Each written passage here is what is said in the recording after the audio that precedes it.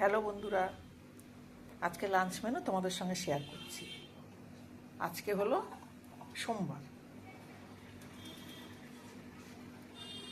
আজকে করেছি লাউ দিয়ে রাঁধুনি ফোড়ন দিয়ে, তেজপাতা, রাঁধুনি, শুকনো লঙ্কা ফোড়ন দিয়ে মুসুরির ডাল। আর এখানে আছে এই যে লাউ চোকলা আলু দিয়ে একটু ভাজা।